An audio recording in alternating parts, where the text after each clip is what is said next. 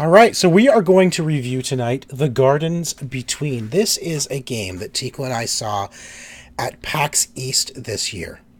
Yes. And we really enjoyed The Gardens Between. So let's explain exactly what it is to begin with. The Gardens Between, very simple game to actually learn because there's only three controls really.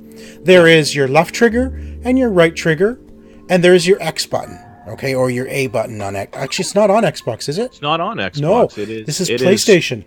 PlayStation and I believe Steam. And so I played this on PlayStation.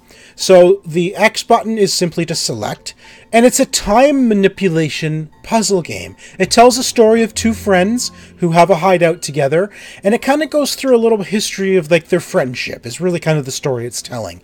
But you start at the bottom of this puzzle, and all you do is you're simply walking around the puzzle, trying to get to the top, and you have to get this ball of light to the top in order to move to the next level. But in order to do that, you must manipulate time forward and backwards, okay? So the right trigger makes time go backwards and your characters walk backwards. The left trigger is backwards, right trigger is forward. And then there are other ways that if the little boy interacts with objects on the screen, he can make other objects move forward and backward in time, which affect them. For example, there's these little blocks, sort of like these robotic blocks that can jump around the screen. And if you can manipulate time so that to get the little creatures to jump and jump through one of the balls of light to capture the light for you, and then rewind time to bring it back to you so that you can carry it. The girl can carry the light in her lantern. It's really brilliant puzzle making, and some of the higher puzzles get really, really tricky. Like there's a lot of time spent just rewinding time, fast forwarding time, just to see what moves, what's going to change. But also things change on the level as the characters walk forward as well, right?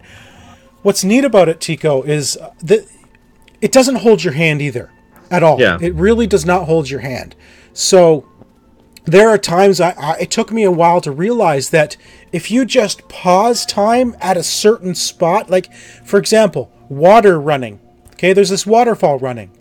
And if you stop time, the water stops.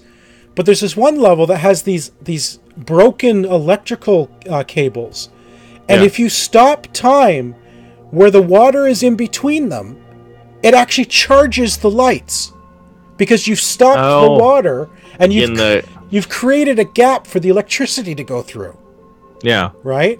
So you actually... Stopping time itself is a mechanic.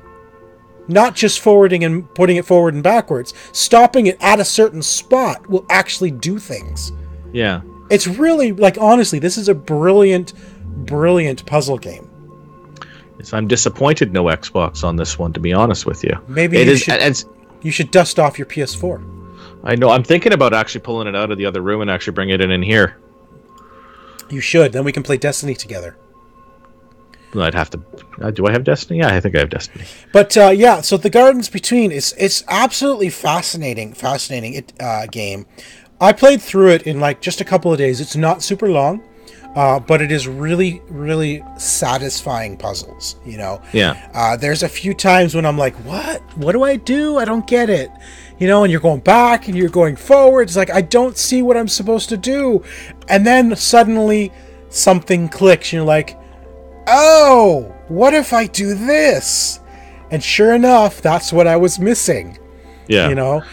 I love the aesthetic too. Just because you've got these islands, and the islands are built up of things that these friends, you know, would have gone through back in the 80s or whatever. Like there's a pillow fort watching movies with popcorn and, you know, old dot matrix printer here. Yes, stuff like that. Exactly. It's just really cool aesthetic of how the levels are built. Yeah, an original video game that actually you can control through time, and there's some neat achievements in this game as well. So you know, you got to keep an eye on things because there's some hidden achievements that aren't necessary to complete the puzzle. But if you happen to find the little secret, it pops up like a secret achievement. So I finished the game. and I think I got about 80% completion in the achievements. Realized there's a bunch of levels I must have missed some secrets. So I'm going to play through it again. It is worth playing through again. The easy levels, of course, you'd get through them pretty quick if you played them again. Second time through, the harder levels, you might have to rethink, what did I do? You know, because they are, some of them are pretty complex, like really moving forward quite a ways just to move quite a ways back just to solve it. And then, you know, like I said, it's, you like puzzle games, you like little, simple little stories. It tells a great little kind of a touching story of two young friends, and it's really good. I highly recommend The Gardens Between. You should check it out. It's on PlayStation and Steam right now. And that is pretty much it for The Gardens Between. So thanks for joining us for this episode of the OMG Reviews, and we're going to be back with some more reviews very soon. Take care, everybody. Hey, guys.